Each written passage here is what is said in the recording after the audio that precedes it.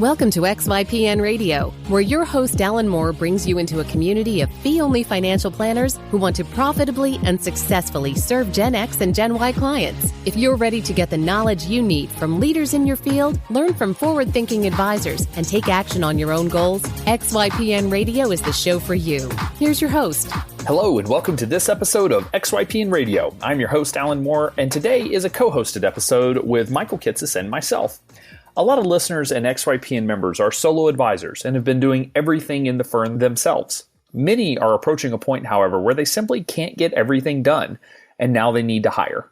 Kitces and I explored the topic of hiring your first employee and covered questions like how to know when you need to hire, how to start delegating tasks, and the truth about handing off tasks that you don't want to do to someone else. Hint, they might actually enjoy the tasks you loathe, and more. We explored our experiences hiring and how we've worked through the process to end up with rock star teams. If you're in the position of needing to hire soon, then this episode is for you. As always, you can find any of the additional resources that we mentioned during the episode at xyplanningnetwork.com/81. In addition to the typical resources, you'll find a link to our recently launched book, co-authored by Kitces and myself, titled The Monthly Retainer Model: What It Is, Why It Works, and How to Implement It in Your Firm. This month's podcasts are brought to you by one of our favorite sponsors and reigning swag champion of the 2016 XYPN conference, Robust Wealth. Robust Wealth is the unique, robo-enhanced, complete wealth management platform that provides advisors with all the tools they need to run, grow, and succeed, including a complete technology stack and portfolio management and rebalancing as a sub-advisor. Utilize Robust Wealth and their partners' institutional investment models or customize your own. Sign up for demo mode and test out their free technology stack at www.robustwealth.com. Robust Wealth, the complete wealth management platform. Climb on. Also be sure to go to xyplanningnetwork.com/VIP to join our private group just for XYPN Radio listeners. You can interact with other listeners, ask guest questions, and more. Hey, Michael, how you doing this evening? I'm doing well. I am coming off the exciting high of it's New Year's, and I launched a podcast. Just a few minor things there right around the new year. Congratulations. Great way to kick off the new year. This brings closure to a 2-year process of getting this long, because people may remember from, I guess, going all the way back, we talked about this in the very first episode of XYPN. Episode 1. Episode 1, that back in 2014, I had a sense in 2014 that like podcasting was on the rise. And certainly as we look now here in 2017, like it's really become a thing. But back in 2014 or really late 2013, I was looking and saying like, I can see a trajectory for podcasting the way that I've watched my blog take off. And I really want to like get in early and do this. And so in 2014, I had 2 strategic initiatives. Number 1 was launch a Kitces podcast. And number 2 was work with you to get XY Planning Network off the ground. And of course, as we know, looking back, number 2 ate number 1 in a good way. I'm certainly not negative for how many advisors we've had come on board for XYPN. We closed the books 2016, just shy of 350 members, which just blows my mind. Yeah, it's been an incredible 2.5 years.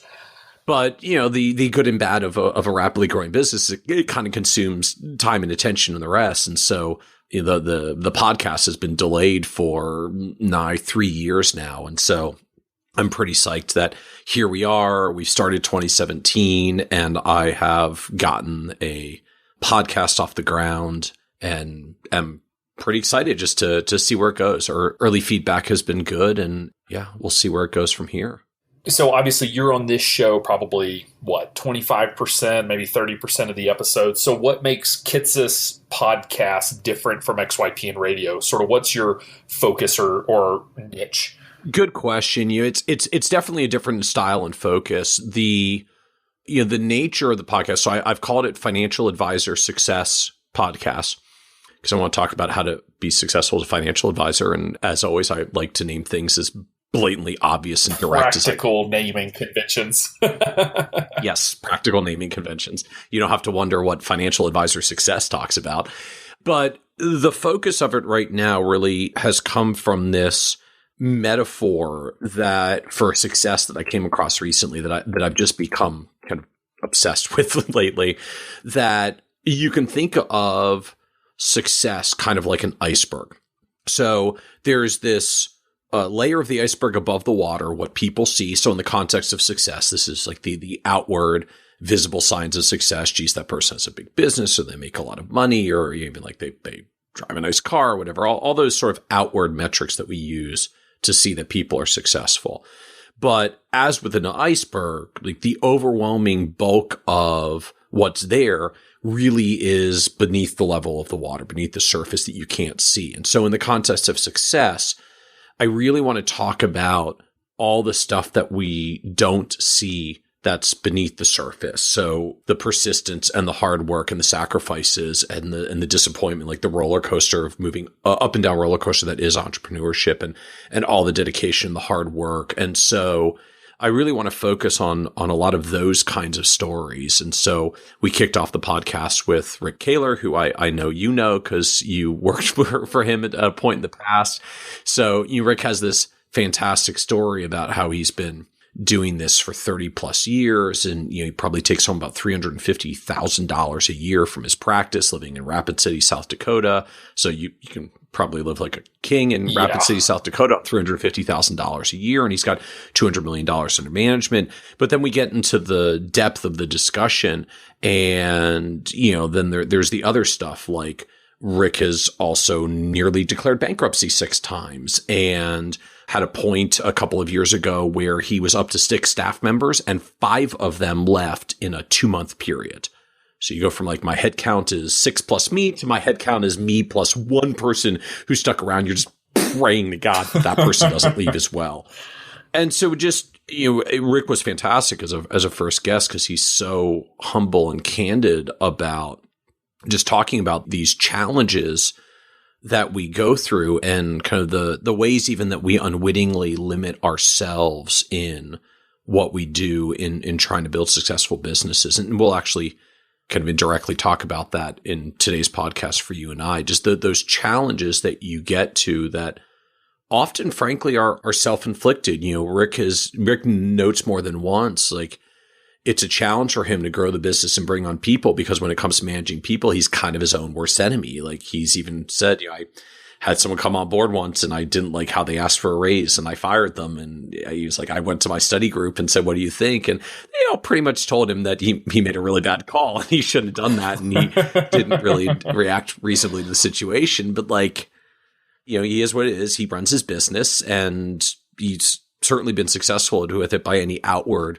measure, but like, these are still the real world challenge that we go through. Like, we are not pre-programmed, most of us, to be highly effective, efficient business owners that have great communication and do an excellent job motivating employees and manage them well and run the business well. And like all the different stuff that you have to do. Like, we're real world humans and we have challenges. And that's really the kind of focus of the podcast. So I want to tell those kinds of stories, and we'll have some industry experts and consultants on as well, sharing their expertise. Because I think there's a lot of great people that I've gotten to meet over the years through all of my activity and experience in the industry that do some really awesome stuff, consulting with and helping with advisors, but they don't necessarily have a great platform to get the word out about all the awesome stuff that they do.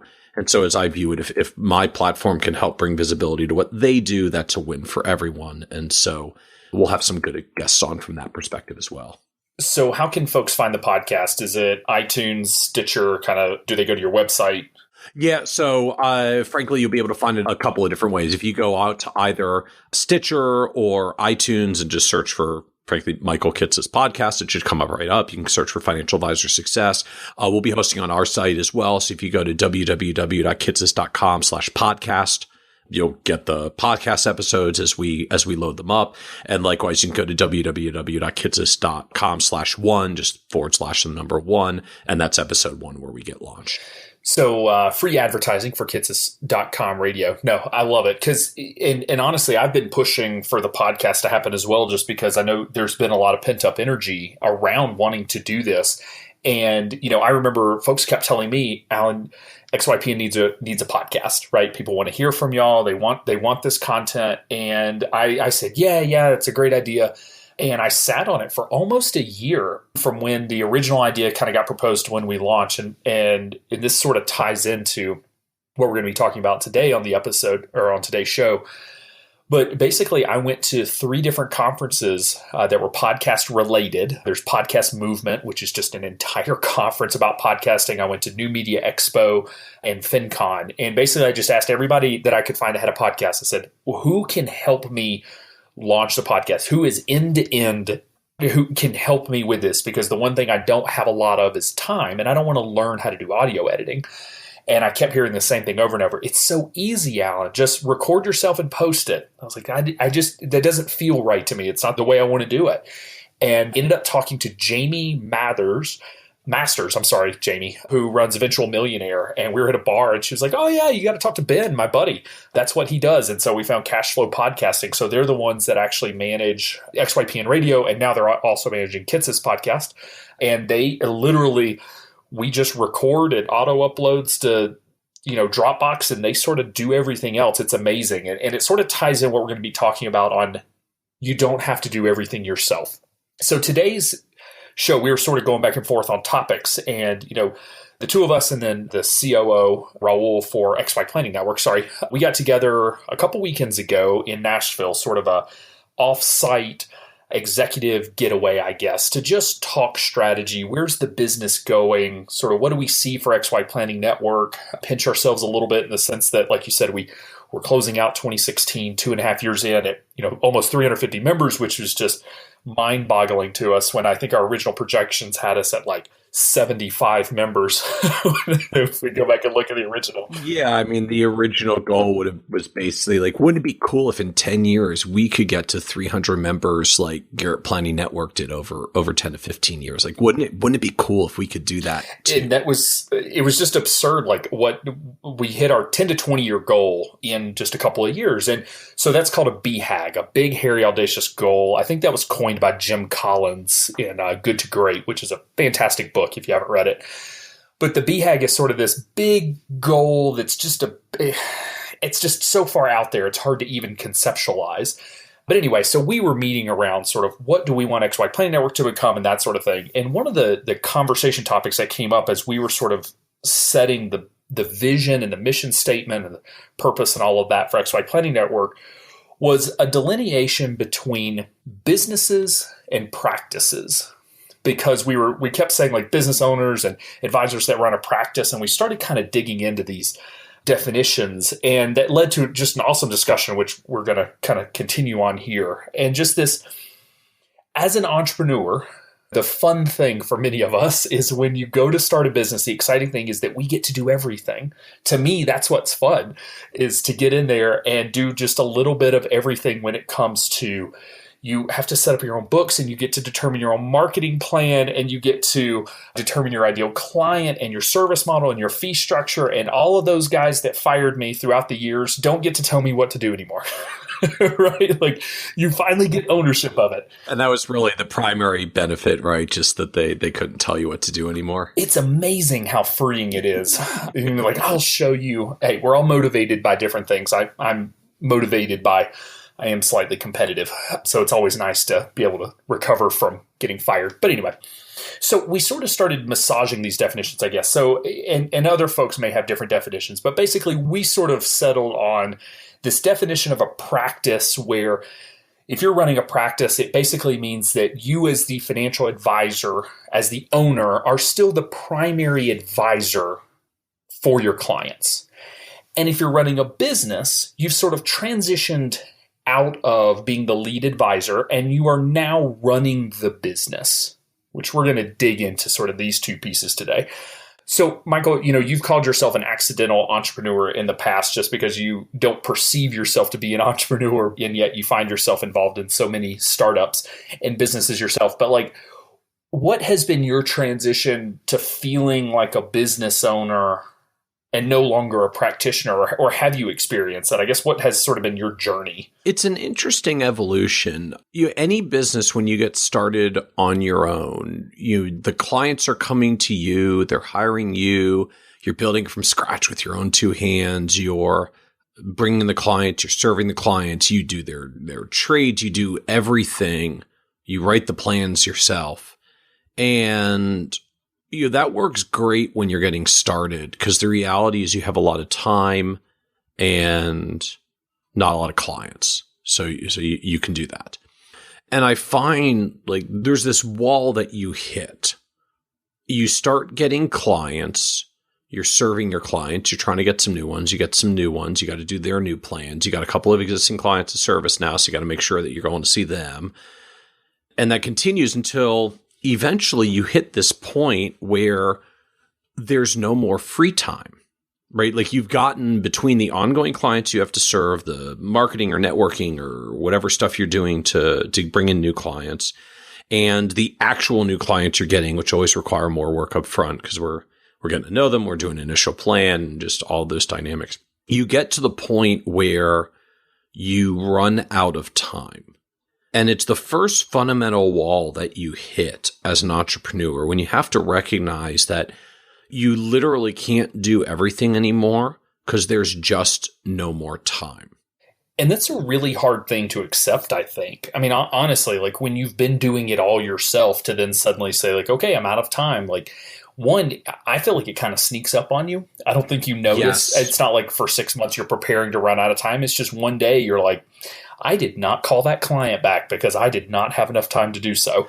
Yeah, it creeps up on you slowly just because most of us, I mean, even if your advisory firm is growing really rapidly, like it only grows so fast. I mean, it takes a while before you really get to the point where like you just run out of time. I literally call this the time wall. Like you hit a wall where there's no more time. And of course, because you're inching up to it gradually, right? Like I add one more client and I got to spend a few more hours every quarter doing stuff for them. And then I add one more client. I got to spend a few more hours every quarter doing stuff for them. Like you don't really notice that you hit that wall until you get, frankly, a little bit past it. And you're like, wow, I'm just kind of feel like I'm working all the time. And I've always got stuff to be doing for my clients. I've always got stuff to be doing to try to bring in new business. And just suddenly like you really feel like you're working your ass off and there's almost no free time. And like it's creeping the evenings, it's creeping the weekends, and you hit this wall. And ultimately the path to get over the wall is that you have to start letting go of stuff. You have to start delegating to someone. You have to start letting go of at least some of those administrative tasks, because ultimately at the end of the day, the primary thing you're getting paid for is your time with the client, your value add to the client, your conversations with the client, the planning work you're doing with the client, the work you're doing to bring in more clients. That's where the money is for growing your practice. It's not doing the trades, doing the data entry, capturing stuff in the CRM, making sure tasks are happening. And so you hit this time wall, and the only way to get through the wall is that you have to start delegating and stop doing things that you have always done. And it's brutally difficult to let go. And I'll add to that one piece of this is time. The other piece is when you stop having fun.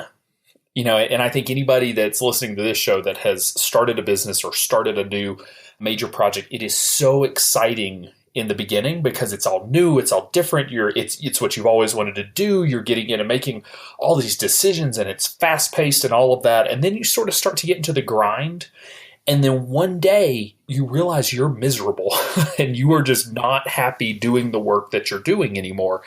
And that's a telltale sign that not that entrepreneurship is a bad fit for you, but that you're going to have to make a decision. And I would say the decision is either you've got to cut back on your clients so you can stay solo. And we've had folks on the podcast that have said, hey, maybe I wanted an admin assistant for 5 to 10 hours a week, but that is it. So Justin Rush was one like that. I am not hiring. I'm going to just take care of my clients and be done. Others, and I would say the majority of advisors, are looking to grow the business beyond just themselves. And so they're, you've got to make this decision. Okay, it's time. We talk about hiring and delegating like it's just this easy thing to do, but it's really hard. I sucked at it for a long time. Half of it was, I'm a very attention to detail oriented person, right? Like it's kind of my thing. That's why I write like giant, well-researched, stupidly long blog posts all the time. It's my company and my brand and my business. I'm very picky about how things done, that I want it to be done consistently in a way that represents my brand and the company the way that I expect it to be done. And so it was a huge challenge for me for a long time because I didn't want to delegate anything, because I was just really concerned, like, I don't know how someone that I hired takes this as seriously as I take it, right? It's just like, it's the old, like, no one cares more about your business than you because you own it. And I was sort of acutely aware of that for some reason. I don't even know why I'd realized that, but I realized that, and then it made me afraid to delegate things. And, the challenge when you hit the time wall is like, okay, I don't have time. So when the solution is like, hey, I got a great idea how to free up an hour a week, just spend 3 hours training someone how to do it. I'm like, no, you don't understand. I don't have an hour a week. So 3 hours to train someone is math that doesn't work because I don't have the 1, much less the 3. And I'll admit so there were 2 breakthroughs for me that ultimately got me over this wall. The first was a pure technology thing, screencasting software. So originally I used a tool called Screencast-O-Matic. Then now I use a tool called Snagit from TechSmith. And all it does is you turn it on and it video captures whatever you're doing on your screen and whatever's coming off your audio, which means my process for delegating tasks became stupidly simple. I just took a thing that I was already doing and I said, okay, today's the last day I'm going to do it. Turn on screencasting software, narrate what I'm doing to myself out loud while I'm doing it, make a recording that visually shows what needs to be done with me explaining how to do it, which doesn't take any more time than the time to actually do it.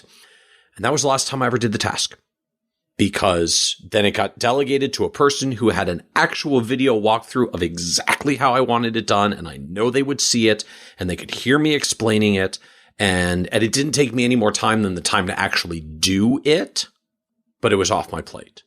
And that was a major breakthrough for me. First, just it brought the kind of the training time down to the time it takes to do it anyways and just narrate it as you're doing it, which was relatively straightforward once I had the tools. And because eventually it created a very positive material mind shift for me, which was eventually I got excited to say like, hey, any task that I do repeatedly, the first time I record it is the last time I have to do it. Recording everything. Suddenly the person I had hired to do like a couple hours of assistant work was suddenly getting like 5 hours a week and then 10 hours a week and then 15 hours a week and then 20 hours a week. And I kept dialing up her time. Just suddenly like, it was like an awesome game. Just anything I can think of that I ever repeat, record it once, last time I ever have to do it. And suddenly my time just started freeing up. It was really revolutionary change for me. Yeah, you make a couple really good points in there that I want to capture. One being that we tend to wait too long to make our first hire. I see this across the board at planning firms and with entrepreneurs in general, that the first time we go to hire, we've generally waited so long that we don't feel like we have enough time to actually go out and interviewing. Just posting the job, interviewing top candidates, hiring, onboarding. That is a process that takes a lot of time, energy, and focus if you want to do it the right way.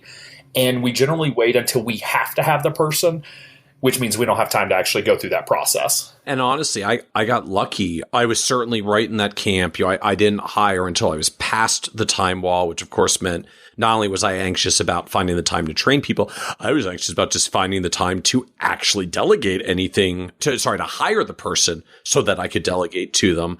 I got lucky. The person I ended up hiring was actually a family member, a cousin whose work I knew she had done for years, and I knew she was very good at what she did. And she had taken a couple of years out of the workforce, starting family, and was coming back into the workforce at just the point I was hitting this wall, and said, hey, do you want to work with me? You're looking to add just a limited number of hours. I only need a limited number of hours. And that was, for me, one of the lucky things that got me through, because it drastically shortcutted the time it would take to hire and find a good person, because I had a person I already trusted and I knew because I've known her for 30 years since we were tiny little kids. So it was the lucky saving grace for me that I had gotten so far behind on I should have hired so much earlier than I did. And I buried myself into an irrational number of hours to the point where I didn't have time to find a person. And that was what let me get through it and find a person because otherwise I literally would have had to take a step backwards in income in order to figure out how to move forward, which eventually you have to do. And I've done that several times through my career, just making transitions, but I don't even know if I was ready to do that for a hire yet. And I got lucky that I didn't have to go through the income backwards pain to pause just to find a person. And, to that point, or sort of wrapped into that, is that there's this mentality that comes with being an entrepreneur, and it's an arrogance. And as entrepreneurs, we are arrogant into the belief that we are the best at what we do.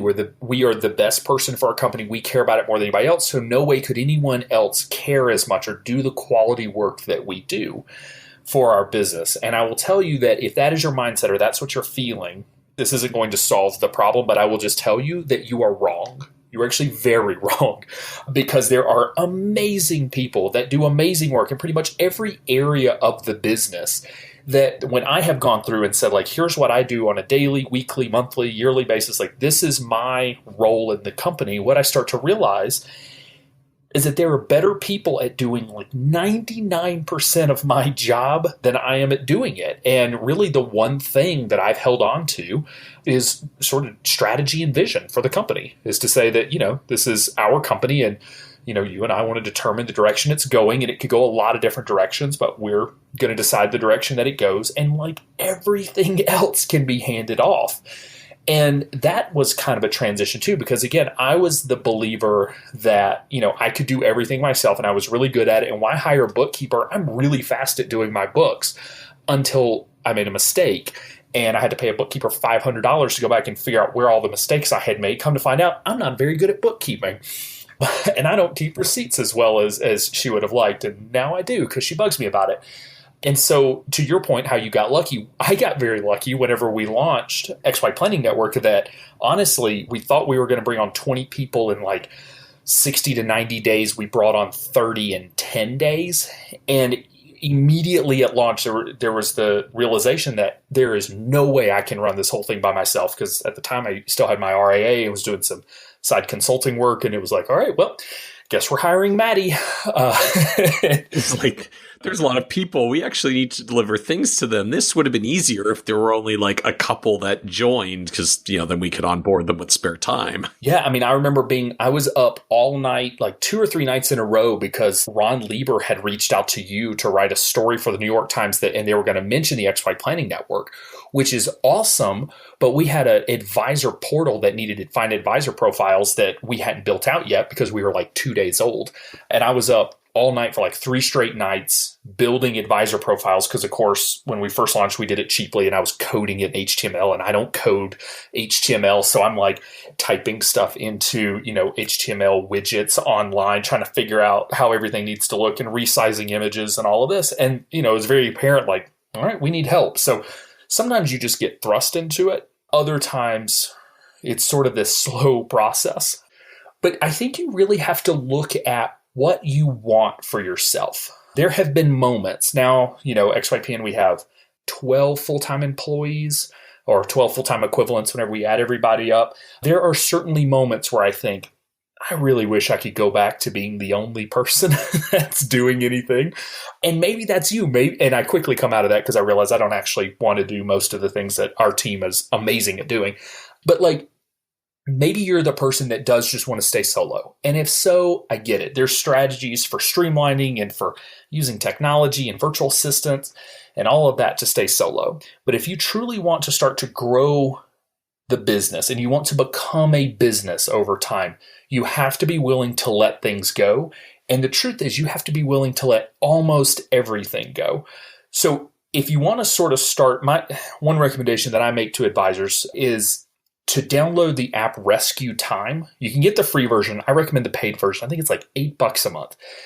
Start documenting your time. So Rescue Time basically allows you it just records what you do. How much time are you spending on Facebook and in WordPress working on your site? And how much time are you in email? And how much time are you in client meetings and all of that?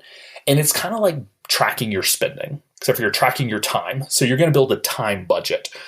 And at the end of, let's say, 2 weeks or a month, you can sort of look at the reports and see where you're spending your time. And then start to ask yourself, am I providing real value? Is this the best use of my time? If I'm a CFP with 10 years of work experience that, can do business development, is it the best use of my time to be emailing clients to come in for their meeting, or to be following up with a client to send me their tax return? Probably not. So you can sort of start to see, you'll start to see tasks that you could just get rid of, like stop calling clients to schedule meetings and download Calendly for $15 a month and send them a link to schedule their own meeting. But then you start to see what can I start to hand off to someone else? And then go find that person to actually start handing off tasks to. And it is just amazing how much it will reinvigorate you and your business when you can truly start handing off a lot of those tasks that you don't want to do. I had an interesting dynamic with this. At some point, probably like 7 or 8 years ago, I wish I could remember where I first heard it. Someone somewhere, whoever you are, thank you, had said to me that something effective, the secret of success is finding whatever your highest and best use is of your time and spending all of your time just doing that.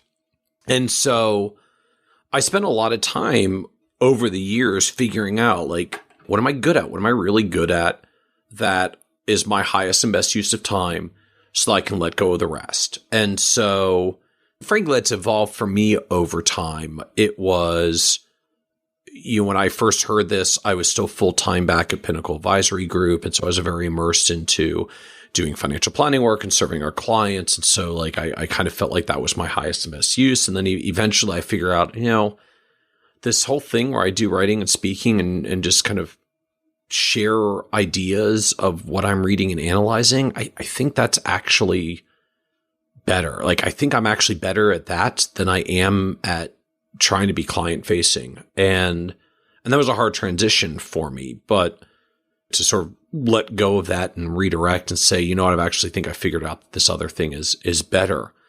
But then when I started doing it, what I found was like, yeah, this is better. And you know how I can tell? Because I just freaking enjoy it more. Like I was feeling more energy. I was feeling more energized. I was waking up in the morning. I'm excited to write a 3,000 word blog post. Or back then it would have been like, I'm excited this month that I need to write another 12,000 word, 15-page newsletter. And I mean, it sounds like even ridiculous now when I say it looking back as well. But like the fact that I woke up in the morning and got excited about that pretty much says everything that I need to say about like, this is where I should be spending my time and my energy. I'm good at this.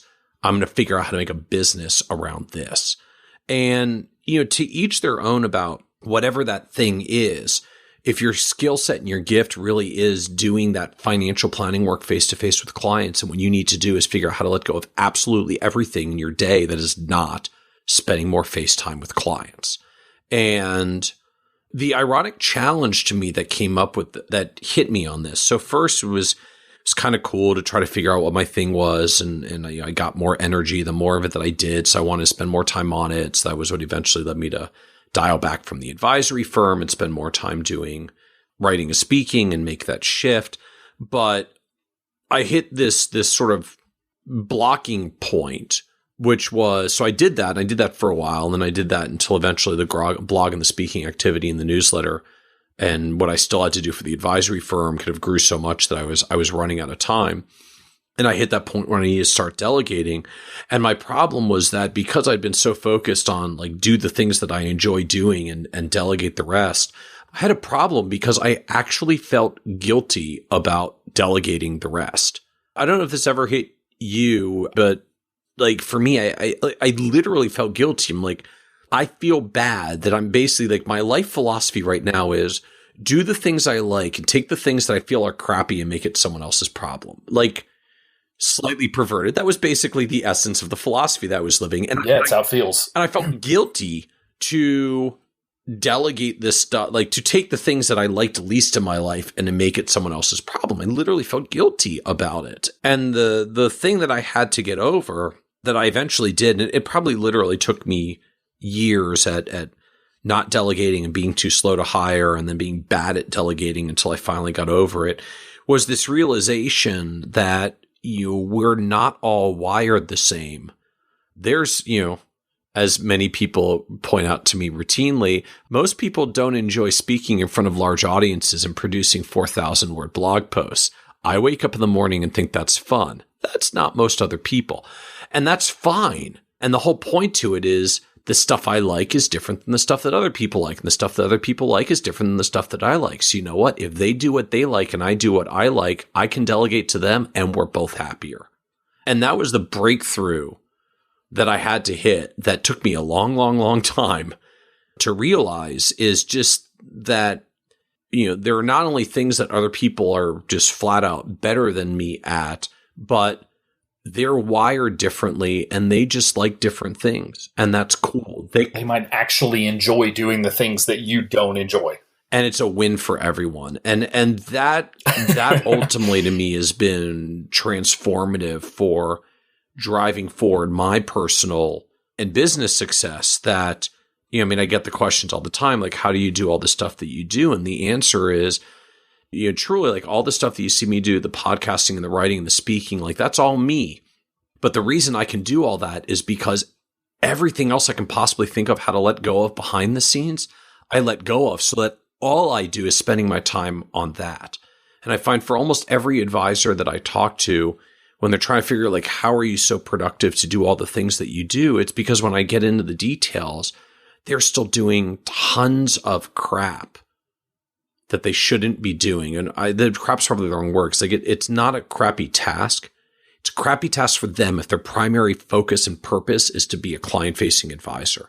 And frankly, it's probably a crappy task if their primary focus is to be a business owner that's building a business, because there's a lot of other tasks that come up that need to be done, but you don't need to be doing them. You shouldn't be doing them. And frankly, someone else who could do them will probably do them better and happier and more energetic than you anyways.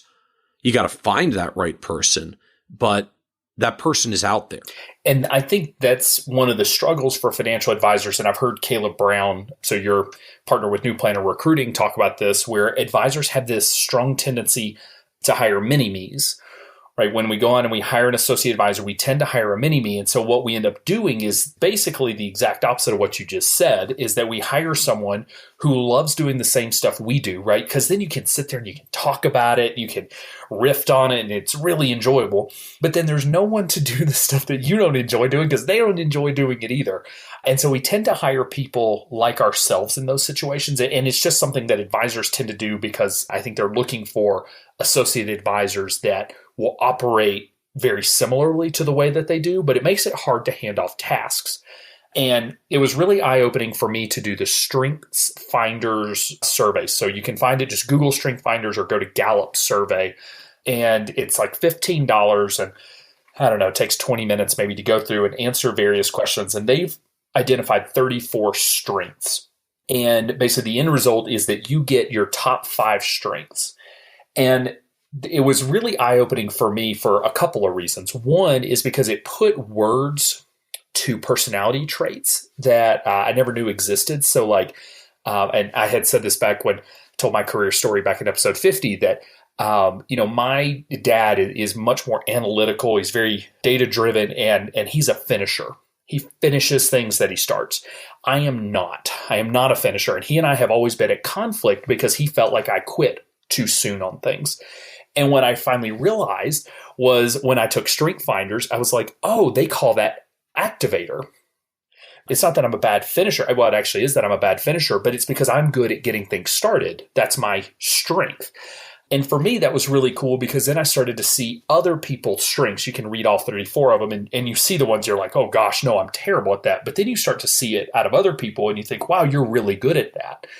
And what I like about Strength Finders is the focus is take your top 5 strengths and own them, and just call them your strengths and work on them, and almost ignore your weaknesses, and then go hire people that have your weaknesses as their strengths. So if you're really bad at being strategic and really operations minded or process driven, go hire someone who has that strength and let them be really good at what they're good at. You be really good at what you're good at.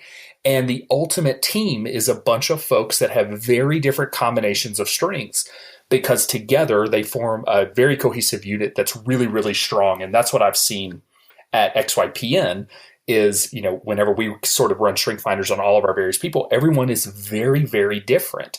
And that's what makes up our core team. And I'll say that, if there's one thing that I can brag about when it comes to XYPN, it is that we have hired amazingly well. I mean, we have a rock star team, and it started with Maddie, and it continued on from there of hiring just really, really, really good people that are really, really good at what they do, much better than I ever was at their job. And, when it was just me and Maddie, she and I had to do everything.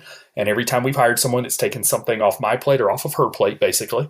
And it's just amazing to see how effective a really good team is whenever you get different people that are really good at different things on the team together. Yeah, I'm a huge fan of StrengthsFinder as well. I went through and I just giggle a little as you talk about it. So your strength is an activator. You take ideas and get them off the ground, but your energy is not continuing to nurture them because you want to move on to the next thing. I'm even a step further removed than that. One of my top strengths is ideation, which basically means I love thinking of the things. I don't even like dealing with getting them off the ground, much less sustaining them on an ongoing basis. I'm just on to the next idea. My top strengths are learner and ideation. I just love learning things and then coming up with new ideas. But I don't really get the energy out of launching the thing. I like to then learn more and think about the next thing, which I think is actually part of why I struggle to identify as an entrepreneur, because it's not the exciting part to me in the let's go build the business now. The exciting part to me is studying and analyzing and learning and figuring out and coming up and spotting all these ideas and business opportunities in the first place. But it turns out as well, one of my other strengths is achiever, which means I do actually like getting some stuff done at the end of the day. And that's the one strength for me that ultimately drives me through to get a lot of this stuff done is I analyze the bejesus out of it and I come up with the ideas and I learn and I strategize because those are all my strengths. But then that achiever thing in me kicks in and I'm like, but I actually want to get that done. Not because I enjoy the doing part, because I'm like getting it done. And I like building something I like seeing that something got built, but it's still not exciting to me to like dive in and get it off the ground. That's something I have to do in order to get it to being done. And it's very much the opposite end of where you are, where you love actually diving in and figuring it out and getting it off the ground. And I think that's frankly why we work together and have made a whole bunch of businesses over the past couple of years. Like that's kind of the point, right? Of finding those complementary skill sets. But then when I look at, when I went to look at like, okay, now who do I need to hire to support my business? It was like, I don't need a strategy learner achiever person. Like I'd have fun with that. We'd like nerd out talking about all sorts of fun stuff and then nothing would get done. What I actually need is someone that can help drive the business forward, that can get the things done that I don't like getting done. And so for me, it's actually a balance. There's two tools now that I use on my hiring side and we use now in XYPN as well. One is this StrengthsFinder tool that we've mentioned. And, I did an article about this a couple of years ago on the blog. So we'll make sure we have that in the show notes as well. But one is StrengthsFinder. And then the other is a tool called Kolbe. And the idea of Kolbe is they test what they call cognitive strengths. And cognitive strengths is a label for not sort of your personality, but how you tend to tackle problems. So some people like to tackle problems by saying, okay, I'm going to analyze this thing. I'm going to gather the data and I'm going to figure it out. So we call those people fact finder oriented Kolbes. Others say, how I'm going to figure this out. I'm going to get in there and do it. And then we're going to learn as we do it. Right. It's sort of the opposite extreme, right? Like let's study it to death before we do anything, or let's just get in there and do it and we'll learn as we go. That's commonly called a quick start. And so, they've got domains of different strengths, people that are strong in fact finders, following through, quick starts, and implementers. Thank goodness for follow through people. I just have to say, all of you follow through people, I love you all. Right. So, when you're Alan and you're like, you score as high as it exists on the quick start scale because you just want to plow in there, get stuff off the ground and figure it out as you go and improvise. That's great for getting a business off the ground. But you need someone else who's a high follow through who says, yeah, great that you got all this stuff off the ground and get the hell out of my way because I want to systematize it all and make it consistent and execute that consistently going forward. And that's the whole point of finding that balance. So like for me, I'm very high in fact finder, but I'm only moderate on the follow through. And I needed someone that could really help support me on the follow through. And so who I hired was someone who specifically was not like me and just fact finder driven. I needed someone that was really strong on the follow through end and could even help kind of nudge me on the quick start end to get some stuff off the ground so I didn't get mired in my own thinking too long. And again, it's just another one of those, you want to hire complementary skill sets, not mimicking skill sets. I didn't need another person that was like me that could study and analyze things and strategize and gather all the facts and data. I was doing that. I needed someone to counterbalance me on the other end, particularly when I was looking at like the first hire or two. Eventually that changes and you hit a new wall later. But early on, if your first hire is a mini version of you, I can pretty much guarantee you're doing it wrong. You do not need someone like you as your first hire. You need someone who's opposite of you because they're not going to fill the actual holes that are existing in the business. In fact, if they're good, just like you're going to take all the problems in your business and you're going to compound them worse because you're going to take the shortfalls of the business and you're going to make it the shortfalls of two people in the business instead of one. Yeah, it's so true. And we're sort of talking about two different types of relationships. So between you and I being business partners, and I do know there are a lot of advisors out there that are thinking, do I hire or do I partner? I will say that if I was a very low fact find and high quick start, and you were a very high fact find, low quick start, we would just kill each other. Like the only reason we coexist, because we are on polar opposites of quick start, but the only reason we coexist is because you're extremely high fact find and I'm like mid-tier fact find. So I naturally do find some data. I can make myself get a little bit more, and you can force yourself to not have 100% of the answers before we move forward on stuff. So that there's enough crossover that we don't truly, the whole opposites attract thing, they really don't. Yeah, it's not find an opposite skill set. It's find a complementary skill set, right? So you need some overlap, but some differences where the person fills in some of your gaps. So like my hire, it was a very strong follow through, but she was also fairly high on the fact finding end because otherwise I was going to ask her questions about a thing and she wouldn't have all the facts and data and it would drive me bonkers and I would have fired her. And so, we need enough complementary, but then someone that can also fill in the gaps of where we're weak. And that's ultimately how you build a more robust business. I mean, I look at that even on the XY Planning Network side. Like, we did our launch, we got 30 members in, did the quick math, was like, wow, 30 members is actually enough to pay for a staff member. We need to go hire a person right now. And it wasn't like a mini Alan or a mini Michael. It was like, okay, we need someone to, I like strategizing and visioning the business. You love getting it off the ground. We need a person that makes sure all the shit actually gets done going forward.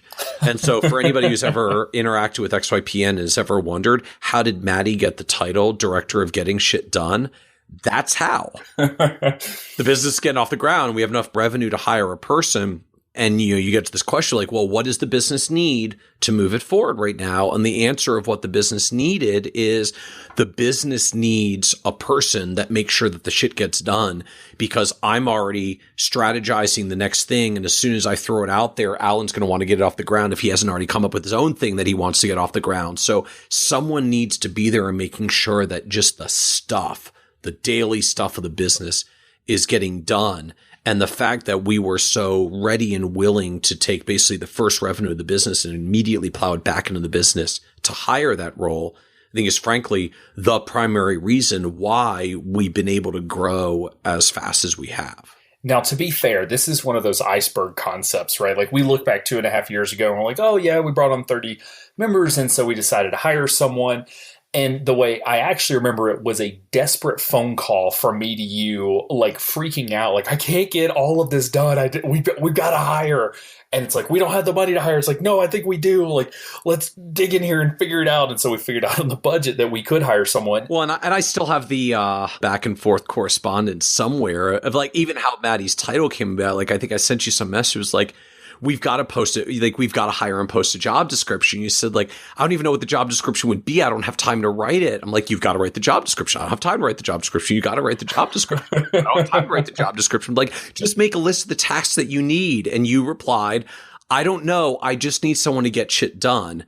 And I replied, then write a job description for the director of getting shit done. You've got to post it. And that was how the title came about. Like, just, yeah, in real time, it certainly is a little bit more of a scramble. And I think that's the natural dynamic. But it's still that recognition of what does the business need that is not your thing. You did something well to get the business to the point that you're having a pain point where, gee, there's more clients and activity than there's time to service them all. So there's some stuff you're doing right. Keep doing that. What do you need to let go of so that you can spend more time doing the thing that let you be so right and successful in the business in the first place? Yeah, it really is amazing. And I will say that, again, I kind of got thrust into making that first hire. The more you surround yourself with A players, the more you go out and you hire really, really, really good people, and you just sort of get out of their way, the more you want to hire more really, really good people and just get out of their way, because it's just amazing whenever we bring in folks that have a background in marketing and they do stuff. And I'm just like, how did you do that? Like, I can come up with the concept of, like, I think we need to be going to more conferences, or we need to use the podcast or whatever. And then all of a sudden, like, this stuff just starts coming out. I'm like, God, that looks really good. Like, and then it becomes this kind of fun project of, like, how do you manage someone who is so much better at doing things than you are? Which is, again, one, a recognition that you hired really well, and two, that's just part of being a business owner. But now, I'm a huge fan of the book Scaling Up. So if you're in this position where you're looking at sort of growing a business, scaling up, it really is about going from, basically one employee to 10 to 50 to 100 to 1,000 employees. So sometimes you have to sort of bring it back, because it really is about scaling up a big business. But they make some just amazing, there's just so many good nuggets in this book. But one of the things I remember them saying was that over time, the founder's strength ends up becoming the business's weakness, because there comes this tipping point, and, you have to be a pretty established firm. So this is not, your first hire, but you get to a point to where you have to start hiring people that are really good at the thing that you're so good at that you promised yourself you never let go. And I'll tell you, the moment that I had with this, I would say probably a year into us running the business, we were sort of making task lists, and it was, what does Alan do that Alan has to keep doing? And the one thing I was never going to give up was sales, the initial intro call, because that is... Who could possibly ever tell the story of XY Planning Network better than you, Alan? Who could? Right? And the truth is, I was really good at sales with the first, let's say, 100 members, because in many ways we were sort of selling this vision and this dream. And as we continue to bring on more members and bring on more resources, we could offer more. And so it was sort of this sort of relationship sales process that we were going through. And that was the thing I knew I would never be able to give up. No one can sell the story the way that I can sell it, so we're going to have to find ways to carve everything else off my plate so I can handle sales calls. And there was one week where I had 17 intro calls in 1 week. And finally I was like, I don't care if somebody isn't as good as me. I have to be able to hand some of this off. And fortunately, Stacy fell in our lap, and we put her through a battery of personality tests, and come to find out, she's a really good salesperson. And so we got her on the team, and you know what? She is a lot better at sales than I am. And that was like that moment where I realized if I had continued to hold on to sales, that would have become our weakness, because one, I didn't have capacity to truly do the sales. And two, I may be really good on the phone in selling someone on XY Planning Network. I am horrible at follow-up. Like, people, you say, like, oh, could you send me the first year budget projection? Sure, I'll get that to you. I would forget. After we would have a phone call, I never emailed anyone to say, like, hey, how are things going? You thinking about joining? I never did any follow-up. Stacy comes in with more of a structure, process, follow-through, follow-up type personality, and our sales increased greatly. Because maybe there's one person out there, two people out there that I could have sold, because I have the vision and the story. But she has been able to help us grow so much more significantly, because she's better at the follow-up and the follow-through and the things I was never good at. So long-winded story to basically say that even what you think you're really good at, that you're the best at, that there's something you'll never be able to hand off, I bet there's somebody that's better at it than you are. And if you're a financial planner, that thing may actually be working with clients, which is the one thing you could never give up, is working with clients. And I find that there's actually there's two different ways that you get over this wall. One is you can actually reach a point in the business where you're so buried and you're so drowning, more clients than you can realistically service, or if you do, you can't take any new ones because you're like, oh God, if I get a new client, I'm gonna have to do their plan, and I don't have time to do their plan, and so you can even start self-sabotaging yourself.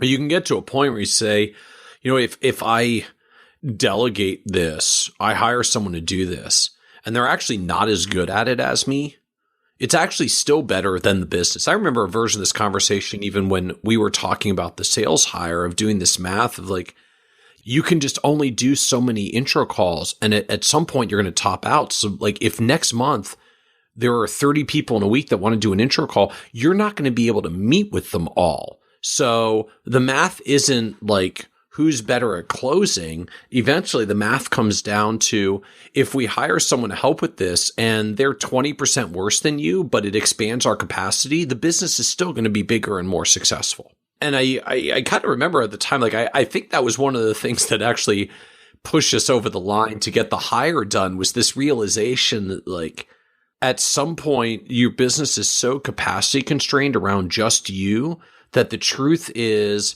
even if the person who replaces you isn't as good as you, isn't successful, can't close as many clients, can't bring as many clients on board, doesn't have as good a retention rate and relationship skills, that the truth is still, like, you plus a person at 80% capacity is still the equivalent of 1.8 U's. And 1.8 U's is always bigger than 1 U. And that kind of dynamic is a major factor for getting over that wall and realizing and recognizing, like, you still, as awesome as you are, if you are the center and the only piece of this business, it can only ever be so big. And for some people, maybe that's fine, you're happy there. But if you want it to be bigger, you have to realize that even if the people you hire aren't as good and amazing at all the different tasks that you are, the expanded capacity still allows you to have a bigger and more successful business. And, sometimes it just turns out that they're actually better than you, and you were kind of kidding yourself. Yeah. I mean, and throw in the fact that, in my situation, like 1/3 or, 25% to 1/3 of my time was actually spent on sales. And, so I did that along with 50 other things. When I handed that off, that's all Stacy does, is sales. So she's been practicing now for 1.5 years. She's really, really good at it because, one, she was just naturally good at it. And two, that's her singular focus. So yeah, again, like, sometimes we have to just trick ourselves into finally saying, like, oh, fine, I'll just hire someone who's worse at it than I am. And if that works for you, fantastic. Get that person on board, because, again, you may find very quickly that they're really good at it.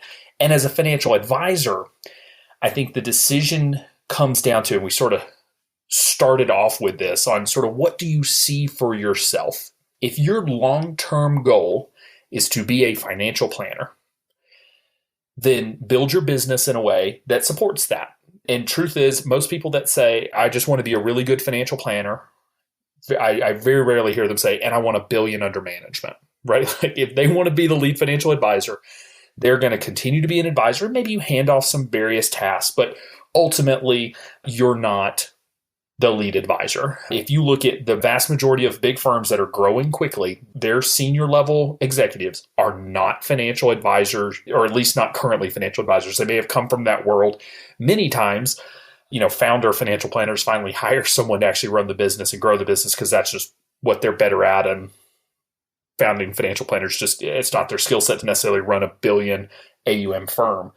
But try to figure out what you're really good at, because some of us, and this was sort of my realization, I just really love business. I mean, I was talking to a guy the other day who runs a fairly large farming operation. And we were just like going back and forth on Rockefeller habits, which is from scaling up, and these habits that you can develop in your business to run it more effectively. And I'm like getting jazzed talking about like meeting rhythms and KPIs and all of that. Like, that's what gets me jazzed. It actually wasn't being a financial planner anymore, or necessarily working, one-on-one with members, which maybe is sort of what I envisioned whenever we first launched. So you may find over time that what you love doing is a little different than what you expected. But if you want it to grow, you've got to become a business owner. And I will tell you, I don't know anyone that is wired or born with the innate ability to just run a business. It is a skill set that you have to develop and nurture and learn. You will spend every day of your future learning how to run a business, because it is not, sometimes it is not intuitive.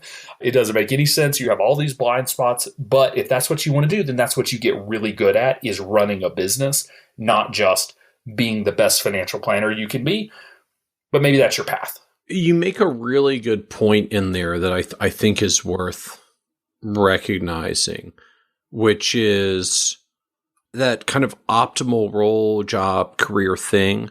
It morphs over time, or it can, and that's okay. You like, for some of us, there's kind of a self-discovery journey about what we really enjoy, and there's things that we think we'll like, and then you do it for a while, and then you find like, I'm actually not as energized about this as I thought it was going to be. It's kind of like the dog chasing the car, like you catch it and then you don't know what to do with it. And you may even find that the thing that wasn't even your focus is what you're actually more excited about. I've used the label a few times, so I realized I probably should have defined it further. This idea of what gives you energy. Like, if you make the list of all the tasks that you've got to do tomorrow or for the rest of the week, and you look at that list, like, which things are you excited about? Which ones, when you wake up in the morning, you're like, I'm so psyched to do blank. Like, I realized I'm excited when I'm actually waking up in the morning. Like, today I have very few meetings and I get to just like nerd out and write a 4,000 word blog post on some technical tax law thing. Like, that's actually exciting to me. I'm psyched I just get to do that today. That was the realization of like, you know what?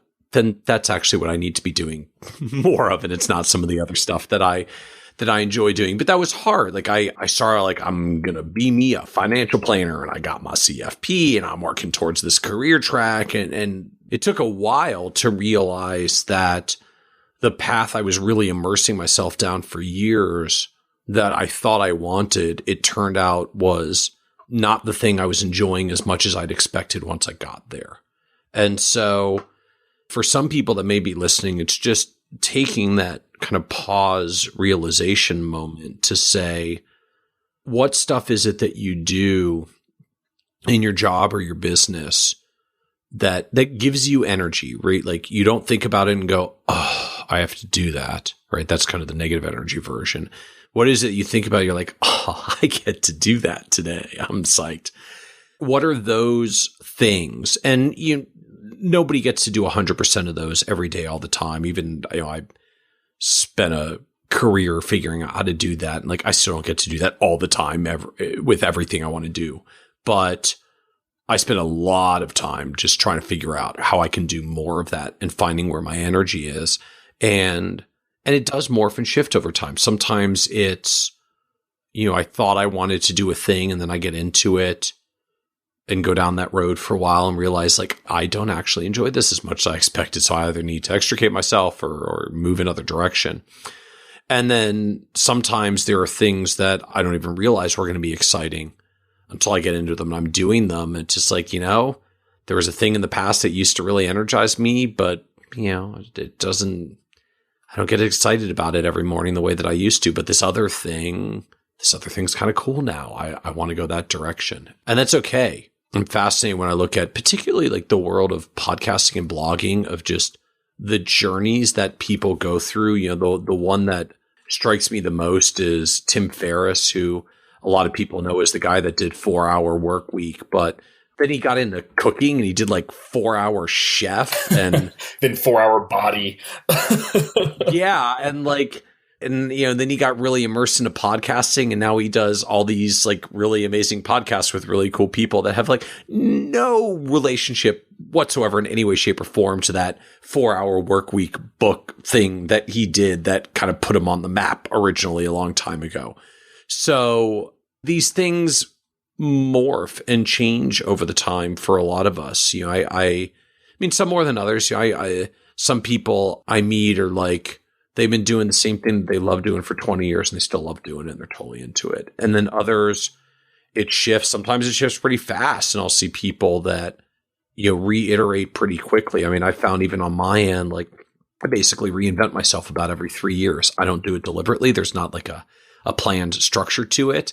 I get restless about every 3 years and need to at least slightly shift my energy and do a new thing and come up with a little bit of a new direction. So, even for me now, like the past 3 years has been, XYPN has been pretty consuming on top of all the other stuff that I was doing. And, yesterday I launched a podcast, and now I'm really energized to be like, I'm really excited to record my next couple podcasts, and it morphs and changes. And I think that's an okay thing, but you have to be self-aware enough to recognize that dynamic. I think that's probably the biggest thing that I hope people take away as they're listening is like, reflect back on what you're spending your time doing and what gives you energy and what takes away energy. And the things that take away energy, you need to delegate, and the things that give you energy, you need to do more of.